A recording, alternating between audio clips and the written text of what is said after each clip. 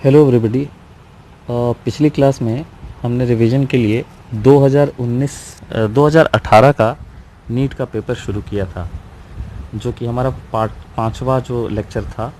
और उससे पहले जो हमारे 4 लेक्चर्स थे उसमें हमने नीट 2019 का पेपर ख़त्म किया था और सारे रेलेवेंट सब टॉपिक्स जो हैं, टॉपिक सब टॉपिक्स, वो हमने रिवाइज़ किए थे साथ साथ वाइल सॉल्विंग द पेपर।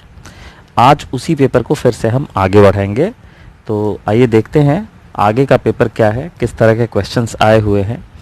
उम्मीद है कि आप लोगों की तैयारी अच्छी चल रही होगी।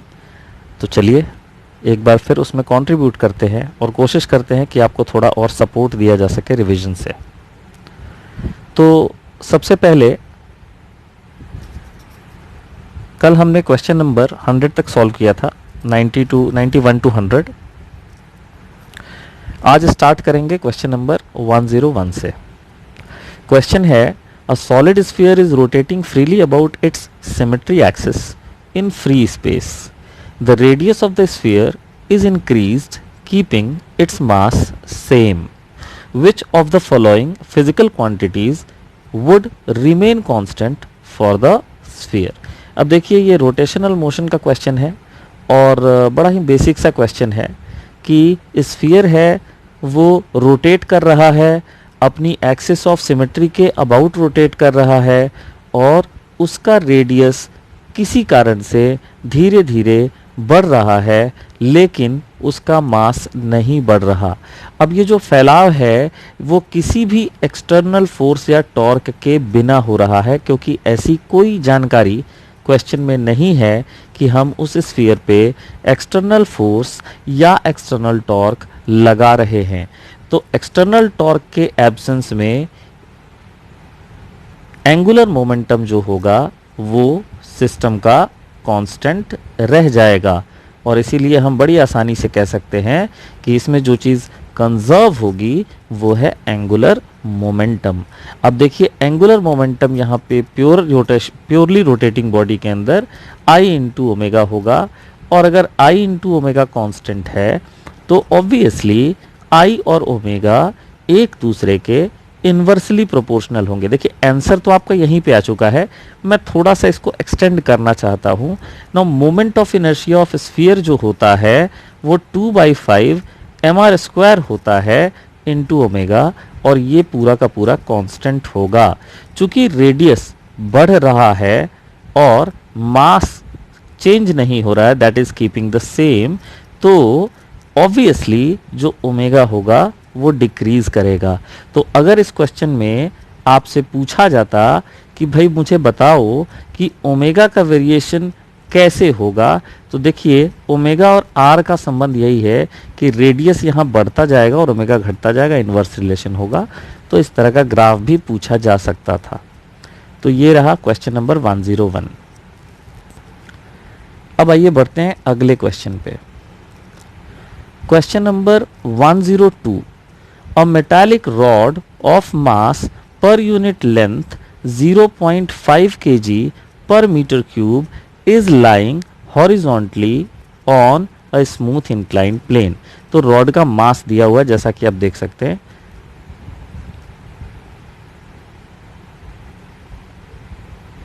ये जो है ये रॉड का मास पर यूनिट लेंथ दिया हुआ है, dm/dl कहिए या लैम्डा कहिए, ये आपको दिया हुआ है। ठीक है, फिर जिस इंक्लाइंड प्लेन पे ये रॉड रखा हुआ है उस इंक्लाइंड प्लेन की एंगल ऑफ इंक्लाइनेशन दी हुई है 30 डिग्री हॉरिजॉन्टल के साथ। रॉड नीचे स्लिप नहीं कर पा रहा, क्यों? क्योंकि उसके थ्रू एक करंट दौड़ रहा है और रॉड एक वर्टिकली अपवर्ड डायरेक्शन के मैग्नेटिक फील्ड में रखा हुआ है जिसकी मैग्नीट्यूड 0.25 टेस्ला है। ठीक है, तो करंट फ्लो कितना कर रहा है रॉड को स्टेशनरी रखने के लिए वो आपको निकालना है। तो आइए सबसे पहले इसका डायग्राम मैं आपको समझाता हूं कि ये सिचुएशन है क्या। कोशिश करेंगे कि एक 3 डायमेंशनल व्यू मिले आपको। ये देखिए ये ऐसा एक इंक्लाइंड प्लेन है। ठीक है, अब इस पे हम एक रॉड बनाएंगे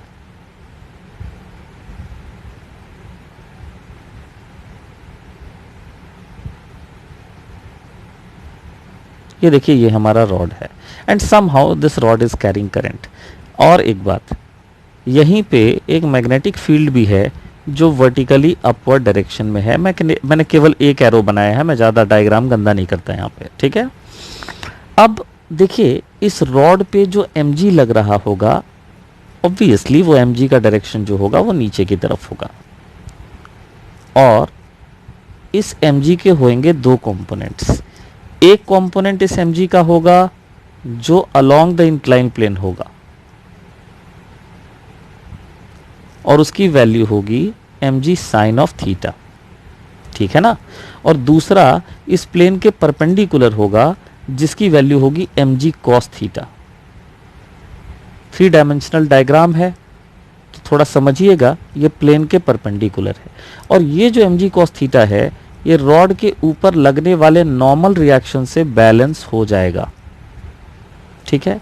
तो इसका मतलब जो खुला फोर्स रह गया, जो इंडिपेंडेंट फोर्स रह गया, अकेला फोर्स जो कि इस रॉड को मोशन में सेट कर सकता है, वो फोर्स mg साइन थीटा है। लेकिन हमसे क्वेश्चन में क्लियरली ये कहा जा रहा है कि रॉड स्लिप नहीं कर रहा। इसका मतलब कोई ना कोई फोर्स तो ऐसा होगा जो इस mg साइन थीटा का विरोध कर रहा है। अब आप देखिए ये जो डायग्राम है इसको अगर मैं 2D में बना के दिखाऊं तो ये डायग्राम कुछ इस तरह से दिखेगा।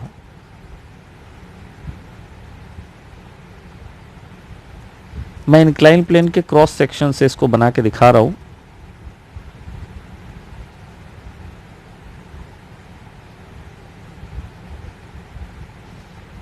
ये देखिए ये जो रॉड आपने बनाई है इसका भी हम केवल क्रॉस सेक्शन ही बनाएंगे, ऐसा दिखेगा, ठीक है।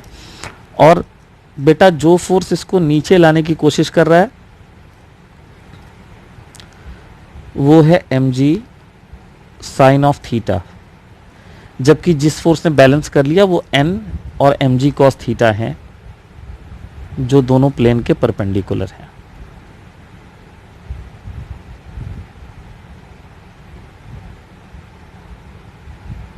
ठीक है।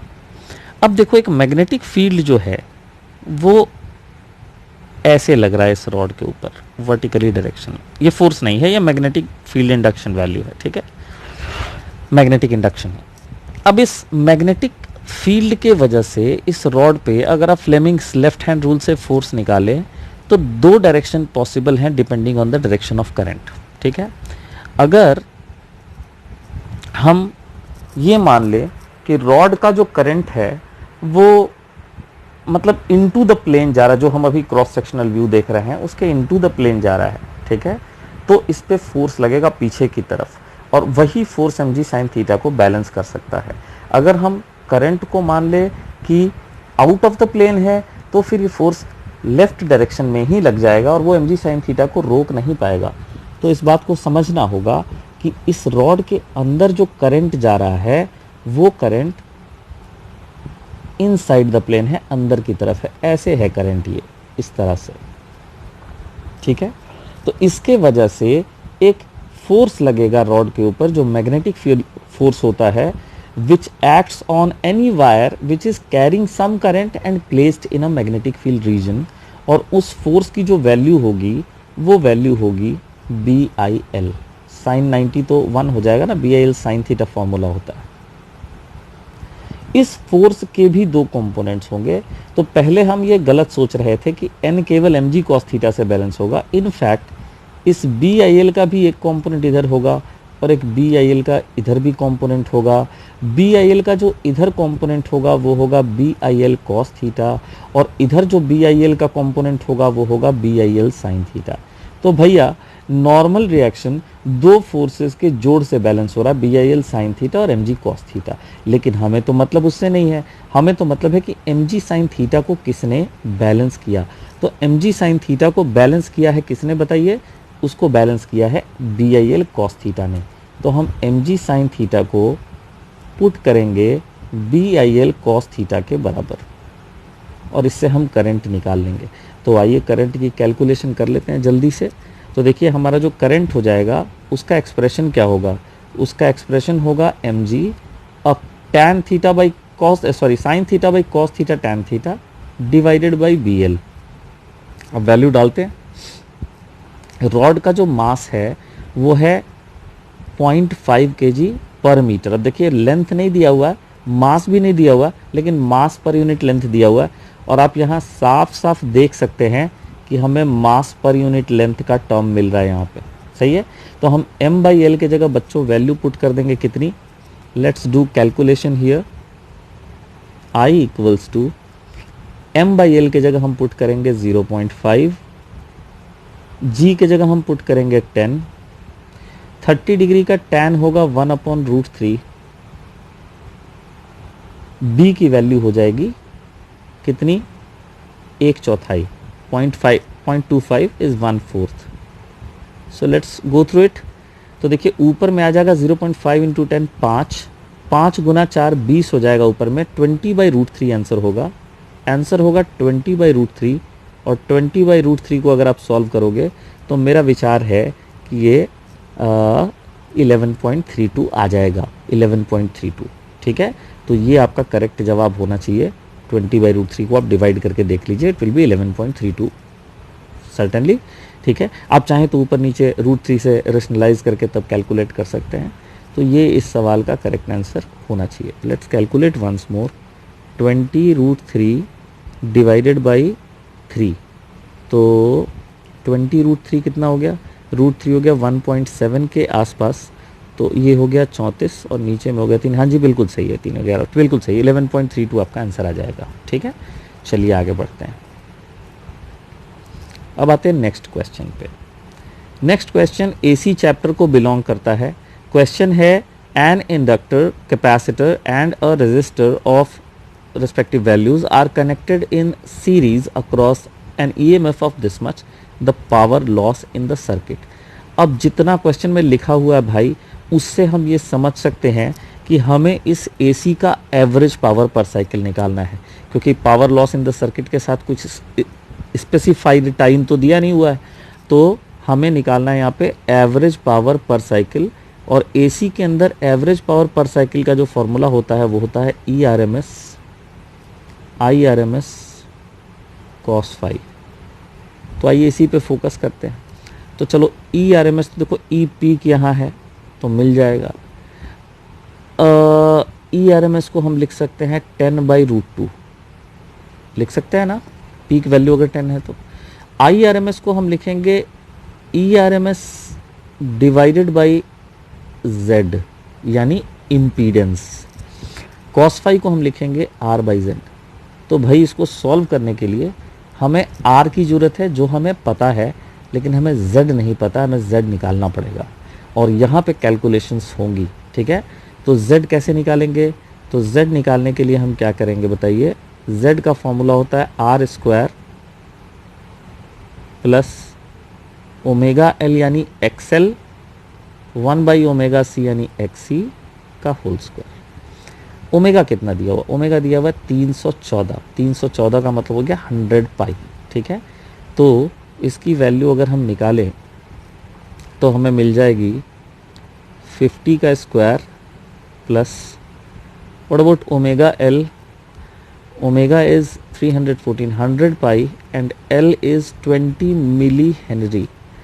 तो 100 और एक ज़ीरो यहाँ, 1000 और मिली तो कट गया, तो पाई 2 पाई आना चाहिए मेरे ख्याल से। देखिए 20 मिली हेनरी इंटू ओमेगा है 100 पाई, सही है ना। तो ये तो सारा कट गया, तो 2 पाई का होल स्क्वायर आ रहा है भैया, नहीं होल स्क्वायर नहीं, 2 पाई आ रहा है। अब आइए हम लोग निकालते हैं XC की वैल्यू। XC की वैल्यू होती है 1/ωc, तो आइए 1/ω से निकालते हैं। तो 1/ अगेन ओमेगा इज़ 100 पाई और C का वैल्यू है 100 microfarad, I am sorry 100 microfarad. तो भाई ये नीचे में पाई मिल गया हमें, ठीक है। 1/ωc की वैल्यू निकाल रहे हैं, नीचे में मिल गया पाई और 10⁻⁻² मिल गया, तो ये 100/पाई होगा। सो ये वैल्यू हमें मिल रही है। अब अगर थोड़ा सा देखिए आप कैलकुलेशन में वर्क करें तो आपका काम हो सकता है। एक्चुअली क्या है कि ये जो आपका आया है 1/ω c, और 1/ω c की वैल्यू जो है वो इतनी आई है, इसको ना आप ऊपर नीचे पाई से मल्टीप्लाई और डिवाइड कर दो। पाई स्क्वायर लगभग 10 के बराबर होता है, तो ये अप्रोक्सीमेटली 10 पाई आ जाएगा। 2 पाई में से 10 पाई चला गया, तो 2 पाई में से 10 पाई चला गया तो बच गया कितना, बच गया 8 पाई। 8 पाई का स्क्वायर हो गया 64 पाई स्क्वायर। ठीक है, तो ये हो गया 50 स्क्वायर प्लस 64, और पाई स्क्वायर एक और 10 हो जाएगा यहाँ पे। Pi square is approximately equal to 10, अभी मैंने बताया था आपको। तो भैया ये कितना हो गया, ये हो गया 2500 और 640, 2500 और 640 अंडर रूट, ये है z की वैल्यू। ठीक है, इसका रूट मत लेना, क्योंकि यहाँ देखो आपके पास आंसर में क्या है, यहाँ पे है 100 डिवाइडेड बाई 2, r की वैल्यू कितनी है बच्चा, 50, और नीचे में है z स्क्वायर, 2 बार z है ना यहाँ पे, तो पूरा का पूरा z स्क्वायर एक साथ डाल देते हैं। देखो कितना इंटरेस्टिंग कैलकुलेशन हो गया। तो देखो ऊपर में आ गया 2500, और नीचे में आ गया बेटा कितना, ये 3140। ठीक है, तो ये 2 से बड़ा तो हो नहीं सकता, तो ये आंसर हट गया। 0.43, आधे से कम भी ये नहीं है, तो ये भी आंसर कट गया। ठीक है, और 1.13 1 से बड़ा नहीं है, तो एक ही आंसर हमारे आंसर में बचता है, और वो बनता है 0.79 वॉट। इस तरह से कैलकुलेशन डेयर कीजिए। ठीक है, कैलकुलेशन देख के घबराना नहीं है, कोशिश करना है। अब देखिए आपने कैलकुलेशन में एक नई चीज़ सीखी ना, कि पाई स्क्वायर की वैल्यू अप्रोक्सीमेटली 10 होती है, उसने कितना हेल्प किया यहाँ पे आपको। ठीक है, थोड़ा सा फेस करेंगे कैलकुलेशंस को। अब हम आते हैं अगले क्वेश्चन पे। अगला क्वेश्चन थ्योरेटिकल क्वेश्चन है। A thin diamagnetic rod is placed vertically between poles of an electromagnet. When the current in the electromagnet is switched on, then the diamagnetic rod is pushed up out of the horizontal magnetic field। जैसा हमने properties of magnetic material में पढ़ा होगा कि diamagnetic जो है वो material feebly repel होता है मैग्नेटिक फील्ड से, पैरामैग्नेटिक मटेरियल फीबली अट्रैक्ट होता है, और फेरोमैग्नेटिक मटेरियल स्ट्रांगली अट्रैक्ट होता है मैग्नेटिक फील्ड के द्वारा। तो जाहिर सी बात है, आगे पढ़ लेते हैं क्वेश्चन को पहले। Out of the horizontal magnetic field hence the rod gains gravitational potential energy. जब उसको फेंकेगा तो पोटेंशियल एनर्जी बढ़ जाएगी उसकी। The work done required to do this comes from. ये वर्क डन कहाँ से आया? तो देखो बेटा, ऐसा है कि इस रॉड को ऊपर किसने पुश किया, किस तरह के फोर्स ने पुश किया। जिस तरह के फोर्स ने इस रॉड को ऊपर की तरफ पुश किया वो फोर्स है मैग्नेटिक फोर्स। जो फोर्स यहाँ रिस्पॉन्सिबल है वो है मैग्नेटिक फोर्स। मैग्नेटिक फोर्स कहाँ से आया? ऑब्वियसली ये आया है मैग्नेटिक फील्ड से। कहाँ से आया ये आया मैग्नेटिक फील्ड से। मैग्नेटिक फील्ड कहाँ से आया? क्योंकि आपने इलेक्ट्रोमैग्नेटिक रॉड के अंदर या इलेक्ट्रोमैग्नेट के अंदर आप कह लीजिए जो उसको बनाया होगा वो करंट फ्लो करके बनाया होगा मैग्नेटिक मटेरियल के चारों तरफ। कॉइल के बीच में रख देते हैं ना इलेक्ट्रोमैग्नेटिक बनाने के लिए। इलेक्ट्रोमैग्नेट बनाने के लिए ऐसा कॉइल लेते हैं सोलेनॉइड जैसा, बीच में आपका फेरोमैग्नेटिक रॉड रहता है और इसमें आप करंट फ्लो करवाते हैं। ठीक है, तो वो करंट फ्लो करवा के आप इलेक्ट्रोमैग्नेट बनवाते हैं। तो वो करंट सोर्स जो है उसी ने बेसिकली ये सारा काम कर दिया आपके लिए। तो मैग्नेटिक फील्ड की जो पैदाइश हुई है वो करंट सोर्स के वजह से हुई है, इसलिए हम कह सकते हैं कि ये जो काम है ये करंट सोर्स ने किया है। ठीक है, चलिए आगे बढ़ते हैं। अब अगला क्वेश्चन पे आते हैं। अगला क्वेश्चन जो है वो ये है कि the current sensitivity of a moving coil galvanometer is 5 divisions पर मिली एम्पेयर। तो करंट सेंसिटिविटी का मतलब है कि जितना वो डिफ्लेक्शन देगा D theta divided by D I. मोटे तौर पे थीटा बाई आई भी लिख सकते हैं, और थीटा बाई आई की वैल्यू है आपका 5 डिविजन्स पर मिली एम्पेयर, यानी 1 मिली एम्पेयर करंट 5 डिविजन्स का डिफ्लेक्शन वहाँ देगा। और उसकी वोल्टेज सेंसिटिविटी जो है वो दिखाई जा रही है how much, this is 20 divisions पर वोल्ट, 20 डिवीजन पर वोल्ट। ऐसा कीजिए, देखिए आपको क्वेश्चन ने थोड़ा भटकाने की कोशिश की है, रेजिस्टेंस निकालना। आप सेम नंबर ऑफ डिविजन्स के लिए करंट और वोल्टेज निकाल लीजिए, आपका रेजिस्टेंस निकल जाएगा। तो अगर 5 डिविजन्स 1 मिली एम्पेयर करंट को रिप्रेजेंट कर रहा है तो 20 डिविजन्स कितने मिली एम्पेयर करंट को रिप्रेजेंट कर रहा होगा? 4 मिली एम्पेयर को रिप्रेजेंट करेगा कि नहीं करेगा? करेगा ना।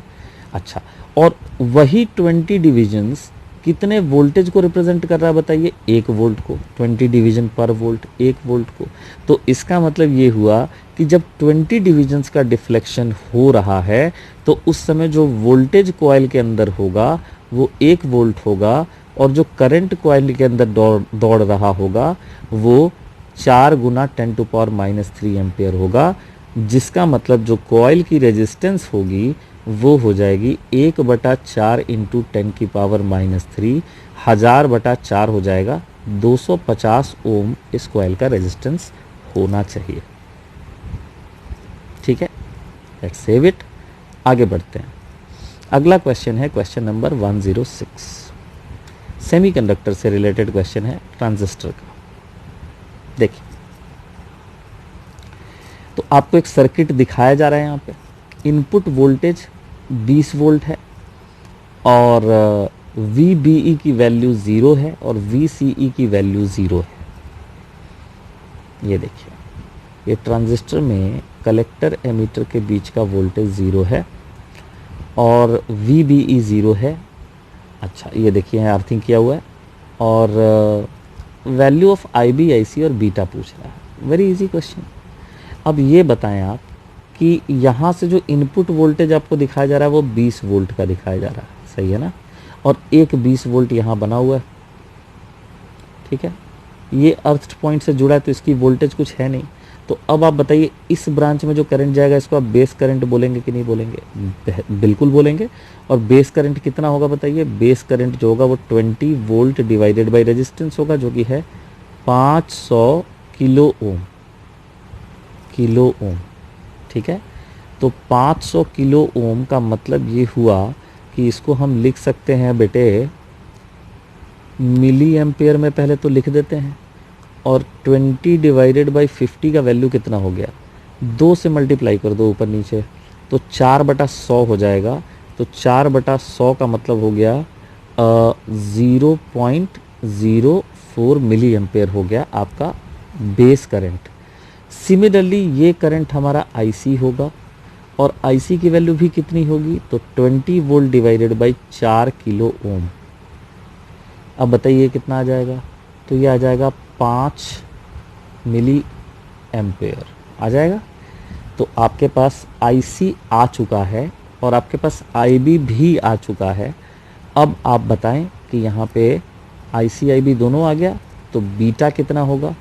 तो बीटा कॉमन एमीटर में होता है, और कॉमन एमीटर में बीटा कितना होता है बेटे? बीटा होता है IC/IB। तो कर लेते हैं ना, IC/IB। तो IC/IB हो गया 5 milliampere by 0.04 milliampere, माने 500 डिवाइडेड बाई 4 माने 125 होगा सर। तो हमारा करेक्ट आंसर जो है ये देखिए 0.04 मिली एम्पेयर का मतलब 40 माइक्रो एम्पेयर हुआ, 5 मिली एम्पेयर, ये वाला हमारा करेक्ट आंसर होगा। ठीक है, चलिए अब आते हैं नेक्स्ट क्वेश्चन पे। अगला क्वेश्चन है question number 107। In a PN junction diode the change in temperature due to heating A does not effect the resistance of the PN junction. ये तो गलत है, इफेक्ट करता है रेजिस्टेंस को। ठीक है, टेम्परेचर बढ़ाएंगे तो रेजिस्टेंस जो होगा वो डिक्रीज करेगा। ठीक है, नेगेटिव होती है अल्फा है डायोड की, सेमीकंडक्टर्स की। इफेक्ट ओनली फॉरवर्ड रेजिस्टेंस, नहीं, दोनों तरफ के रेजिस्टेंस को करेगा, तो ये भी गलत लग रहा है मुझे यहाँ पे। इफेक्ट्स ओनली रिवर्स रेजिस्टेंस, ये भी गलत है। Effects overall VI characteristic of the PN junction, ये बिल्कुल सही पॉइंट है। तो थ्योरेटिकल क्वेश्चन है, फॉरवर्ड और बैकवर्ड, फॉरवर्ड और रिवर्स दोनों ही कैरेक्टरिस्टिक्स पर असर पड़ेगा, दोनों के रेजिस्टेंस पे फ़र्क पड़ेगा इससे, ठीक है। और याद रखिए रजिस्टर की तरह नहीं होता है, रजिस्टर के उल्टा होता है temperature coefficient of resistance semiconductors में। सो ये थ्योरेटिकल क्वेश्चन था, आगे बढ़ते हैं। एक और क्वेश्चन सेमीकंडक्टर का, तो 3 क्वेश्चन हमें सेमीकंडक्टर से दिख रहे हैं इंटरेस्टिंगली, ठीक है। 3 क्वेश्चन सेमीकंडक्टर से देखिए। कभी कभी क्या होता है ना, एक चैप्टर की लॉटरी लग जाती है, तो ये हाल है, 3 क्वेश्चन सेमीकंडक्टर से मिलते हैं। अब हमें बताना है कि ये जो दिख रहा है इसका आउटपुट क्या होगा, ठीक है।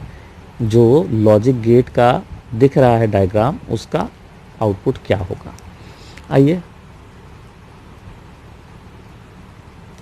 देखिए भाई, यहाँ आपने ए दिया तो इसको पकड़ के यहाँ पे ए जाएगा इनपुट के तौर पे, और यहाँ से बी जाएगा, लेकिन बी यहाँ नॉट गेट से जा रहा तो यहाँ बी बार हो जाएगा।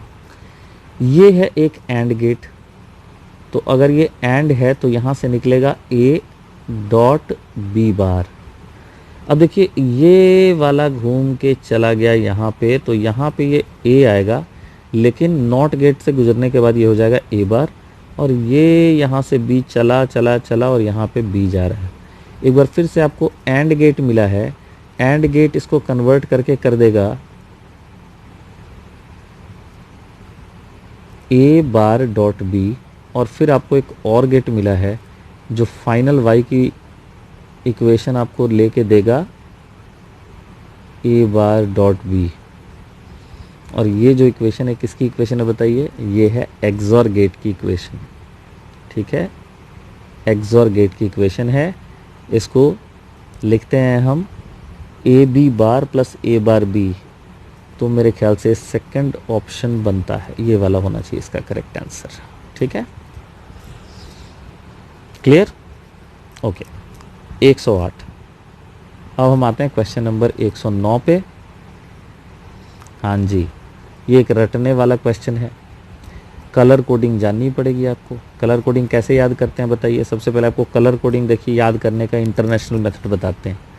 कलर कोडिंग जो होती है उसको ऐसे याद रखते हैं, Bibi Roy great Britain very good wife, ठीक है। ये आपके रजिस्टर के ऊपर पट्टियाँ रहेंगी, और उसके बाद गोल्ड सिल्वर को याद रखिएगा। गोल्ड 5% की टॉलरेंस वैल्यू बताता है, और सिल्वर जो है वो 10% की टॉलरेंस वैल्यू बताता है आपको, ठीक है। अब देखिए यहाँ 3 बी है, तो कैसे पता करेंगे। अच्छा, 0 से 9 तक नंबर इनमें आ जाएगा। 2, ये 3, ये 4, ये 5, ये 6, ये 7, ये 8 और ये 9। लेकिन ध्यान रहे बी 3 बार है यहाँ पे, तो कैसे पता करेंगे कि कौन सा बी कौन सा है, ठीक है। तो ध्यान रखिए, ये जो पहला है डार्केस्ट बी यानी ब्लैक है, सही है। ये उसके बाद ब्राउन, और उससे भी थोड़ा हल्का या प्यारा रंग जो है वो है ब्लू। तो इस तरह से इसको याद रखने का है, ठीक है। So Bibi Roy great Britain very good wife, है ना। अब इसके हिसाब से आप कलर कोडिंग कर लीजिए। तो देखिए 4 नंबर पे कौन है भाई साहब, 4 नंबर पे है येलो। तो 2 ऑप्शन में चुनाव करना है बस हमें। उसके बाद आता है 7 नंबर। 7 नंबर पे आता है वॉयलेट। 7 नंबर पे वॉयलेट आता है, हो गया सिलेक्शन, ठीक है। 4.7 देखिए 10% का है ना इसमें टॉलरेंस, तो आगे देखने की जरूरत ही नहीं है फिर तो यही हमारा करेक्ट आंसर है, ठीक। चलिए सेव करिए इसको, फिर आगे बढ़ते हैं। फिर है क्वेश्चन नंबर 110। आज तो बहुत जल्दी 10 पे पहुंच गए हम लोग। आइए, a set of n equal resistors of value R each are connected in series to a battery of EMF E and internal resistance R. The current drawn is I. तो सीरीज का इक्वेशन लिखते हैं प्रभु। तो E हो गया हमारा EMF, N resistance हो गया, सबकी वैल्यू R है, सारे सीरीज में है, और इंटरनल रेजिस्टेंस भी R है, और ये हमें दे रहा है current I. Okay, now the resistors are connected in parallel to same battery. अच्छा, तो इस बार फिर से ये में कितना हो गया, रेजिस्टेंस पैरेलल में लगाएं तो R/N हो जाएगा, एंड प्लस इंटरनल रेजिस्टेंस आपका वैसे ही रहेगा। ठीक है ना। पैरेलल में तो R/N हो जाता है, सीरीज में NR होता है, ठीक है। और इस बार चूंकि रेजिस्टेंस कम हो गया तो करंट बढ़ जाएगा, तो करंट हो गया 10i। इससे आपको n की वैल्यू निकालनी है। तो what is the best method to do it? Simply divide equation number 1 and equation number 2। आइए डिवाइड करते हैं। So E divided by R common n+1 E divided by R common है जी 1/n+1, करेक्ट है ना। देखिएगा कैलकुलेशन, और यहाँ आ जाएगा 1/10। तो साहब ये ई कट गया, R कट गया, ठीक है। n+1 हम LCM लेंगे, तो हमें मिलेगा डायरेक्ट इधर 1/n, n+1 भी कट जाएगा देख लीजिए, और यहाँ मिलेगा 1/10। तो आपकी n की वैल्यू आ गई 10, 10 आंसर होगा इसका। तो देखिए ये थे आज के 10 सवाल हमारे, ठीक है, जो काफ़ी जल्दी हो गए। तो आज भी हम यहीं तक करेंगे, हम वीडियो को लंबा नहीं होने देंगे, नहीं तो वीडियो बहुत टायरसम हो जाएगा। एक बात आप हमेशा याद रखिए, नीट देने वाले बहुत सारे बच्चे जो होते हैं वो काफ़ी नर्वस फील करते हैं, स्पेशली आज के माहौल में। एग्ज़ाम होगा कि नहीं होगा, होगा तो कब होगा, इस उधेड़ बुन में रह गए हम, और फिर एग्ज़ाम अनाउंस हो गया, ठीक है। उसके बाद बच्चे अब घबरा रहे हैं, कैसे जाएंगे, क्या होगा, सिलेक्शन होगा नहीं होगा। कभी भी किसी भी एग्ज़ाम के लिए प्रेशर लेने की ज़रूरत नहीं है। एग्ज़ाम ज़िंदगी नहीं होता, एग्ज़ाम ज़िंदगी का एक बहुत ही छोटा सा पार्ट होता है, ठीक है। आप अपने पे बिलीफ रखिए। 2-3 अप्रोचेस हो सकते हैं। मैं पूरी तरह से तैयार हूँ, मैं अगर इस बार क्वालिफाई नहीं कर पाया तो शायद मैं इससे अच्छा परफॉर्म नहीं कर पाऊंगा, ठीक। अब आपका अगर रिजल्ट हो जाता है वेल एंड गुड, नहीं होता इसका मतलब आपने अपना बेस्ट दिया, तो अपने प्लान बी को आप अमल में लाएं, ठीक है। दुनिया में ऐसे बहुत सारे लोग हैं जो ना डॉक्टरी पढ़े हुए हैं, ना इंजीनियरिंग उन्होंने किया हुआ है, और काफ़ी सक्सेसफुल हैं।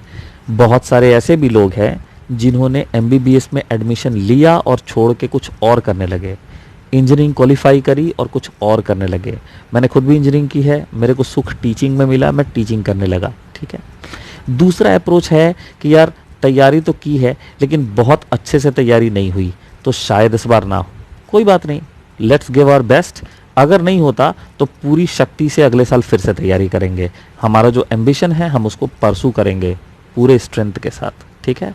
तीसरा है कि यार क्यों दिलवा रहे हो मेरे को एग्ज़ाम, मेरे से नहीं होना, तो यार पेरेंट्स के साथ बैठ के बात करो, अपना फील्ड ऑफ इंटरेस्ट ढूंढो, वो काम ढूंढो जिसको करने से आपको खुशी मिलती है, और उसी को अपना प्रोफेशन बनाओ, तब जाके आपको मानसिक शांति मिलेगी। इस 3 तरीके से सोचिए, और क्वालिफाई होना या ना होना that is not at all important. ज़िंदगी इससे बहुत बहुत बड़ी है, और लाइफ में काफ़ी सारी अपॉर्चुनिटीज़ मिलेंगी। आप अपना अप्रोच लाइफ के लिए सही रखिए। एक एंट्रेंस आपकी सक्सेस और फेलियर को तय नहीं कर सकता। इन्हीं शब्दों के साथ आज की क्लास में ख़त्म करता हूँ। अगली क्लास में फिर अगले 10 या 15 क्वेश्चन लेके हम मिलेंगे। अपना ध्यान रखें, टेक केयर, नमस्कार, बाय।